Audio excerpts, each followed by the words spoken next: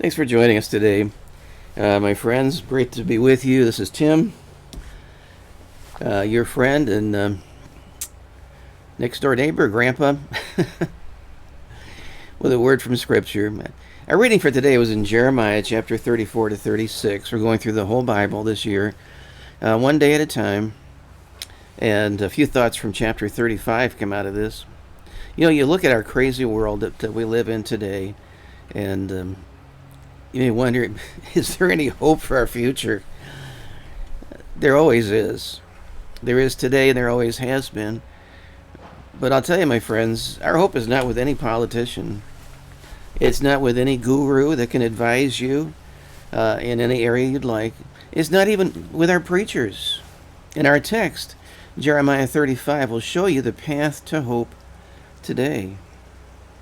Now, the story actually begins back in 2 Kings chapter 10.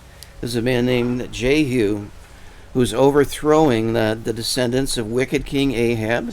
God said this is what's going to happen, and Jehu brought it to pass. But in this whole process, he finds a man named Jehonadab. Sometimes it's just called Jonadab, same person, and says, "Ride in my chariot with me." And he's willing to do it. He hops up in the chariot with Jehu, and they ride off together.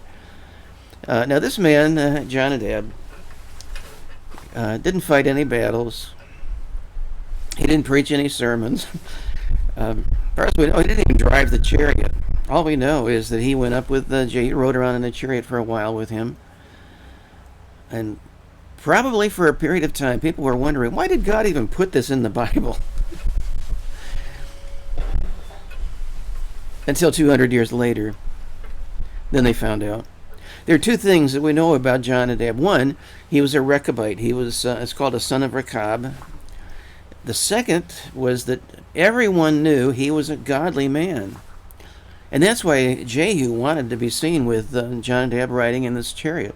When they saw that, everybody would know, well, it must be Jehu's on the Lord's side, because otherwise Jonadab would not be there. That was the whole point of having him come in the chariot, just to let everybody know I'm on the Lord's side. And that's all we know about him until 200 years later, when the story picks up again in Jeremiah chapter 35. We read there the word which came unto Jeremiah from the Lord in the days of Jehoiakim, the son of Josiah, king of Judah, saying, "Go unto the house of the Rechabites, and speak unto them, and bring them into the house of the Lord, into one of the chambers, and give them wine to drink." The Rechabites were nomads. Now, they were not descendants of Abraham like the other Jews, but they were related to the father-in-law of Moses. We do know that. They were also blacksmiths by trade, and they would travel from town to town as nomads, set up their tents and their bellows, and apply their trade.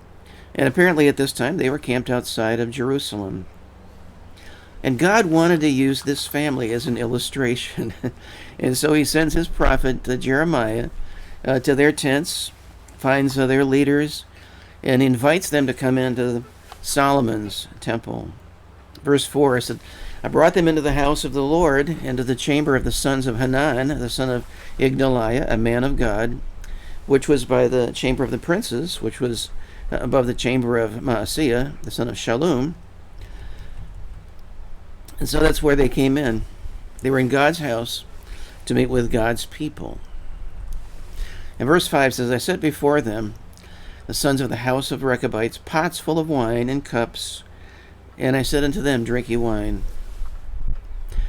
Can you imagine the awe these nomads must have felt as they walked into Solomon's magnificent temple and saw the gold and the silver that were there in the artwork, and they were there in God's house. And they were meeting with God's prophet Jeremiah, of all people, and they were told to drink wine. And their answer was no thanks. But the reason for that answer is most important in this story. Jeremiah 35 verse 6, they said, "We will drink no wine, for Jonadab, son of Rechab, our father, commanded us, saying, Ye shall drink no wine, neither ye nor your sons, forever." You see, Jonadab passed on this rule to his sons and his future descendants, along with the fact that they were not to live in houses, they were to be continual um, nomads, traveling from place to place. They were not to plant fields, reap crops. And 200 years later, his family members were still following that command, and they knew why. It was because Jonadab said so. You see, this is why there is hope for the future, my friends. It rests with godly fathers, dads, who will pass on godly ideals to their sons and their daughters, and even future generations they will never see. Jonadab never saw these people that were meeting there in the temple with Jeremiah, just as we won't see future generations that we may have. And God compared his family and their consistent obedience with his people who wouldn't even listen to him. And he's God. And the reward for Jonadab was found in Jeremiah 35:18 and 19. It says, because ye have obeyed the commandment of Jonadab your father, and kept all his precepts, and done according unto all that he hath commanded you. Therefore, thus saith the Lord of hosts, the God of Israel, Jonadab the son of Rechab shall not want a man to stand before me forever.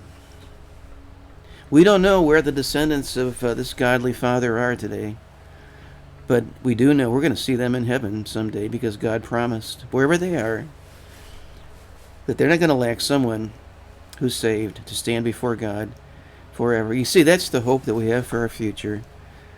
Godly dads who are going to raise godly children who will pass on God's precepts, his word, the story of salvation to future generations, even generations they will never see. There's hope there, my friends. Consider that today. Think about it, will you? Our reading for tomorrow is in Jeremiah 37-40. And I'd encourage you to stay in the Word, keep reading there, and I'll see you again real soon.